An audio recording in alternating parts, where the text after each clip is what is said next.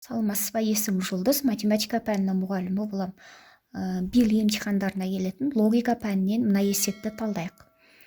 Қараңыздар, 3, 8, 63, 3968.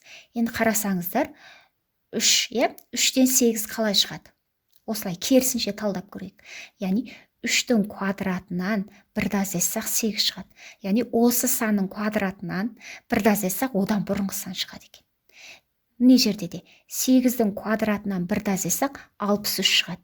Дәл солай 63-тің квадратынан 1-ді азайтсақ 3968 шығады.